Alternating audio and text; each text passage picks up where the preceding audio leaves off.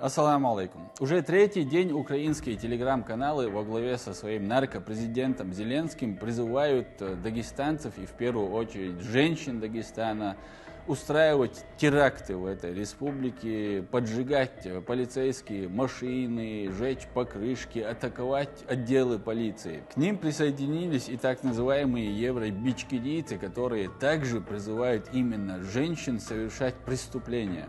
Матери Дагестана, мы вами очень гордимся. Вы делаете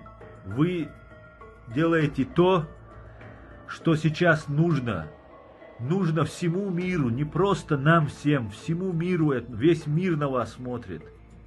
Выходите, сжигайте военкоматы. Сидя в Европе, призывать дагестанских женщин поджигать военкоматы – это типично евробичкерийская политика.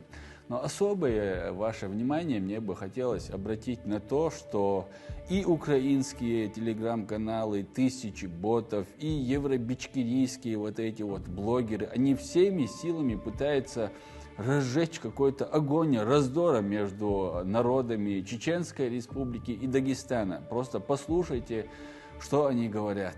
Они усиленно вбрасывают фейки о том, что якобы из Чеченской Республики в Дагестан едут силовики, чтобы разогнать мітинги.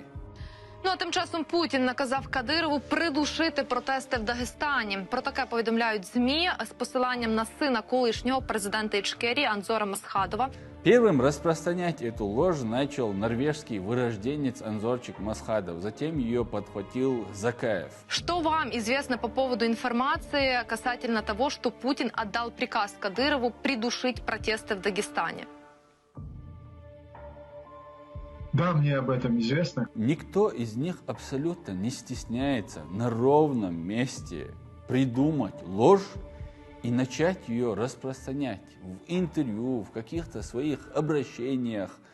Просто врут для того, чтобы вот среди Дагестана появилось вот такое вот какое-то плохое отношение к Чеченской Республике. Просто придумывают провокации, сидя там в Европе, и пытаются поссорить нас с соседней республикой. Но давайте послушаем еще одного провокатора.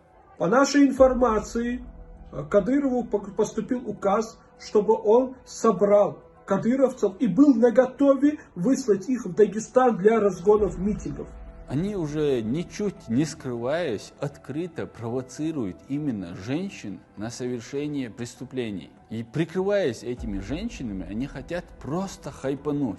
И плевать им, чем это все закончится. Внимательно посмотрите и запомните лица этих убийц, предателей и преступников, которые хотят снова разжечь на Кавказе пламя братоубийственной войны.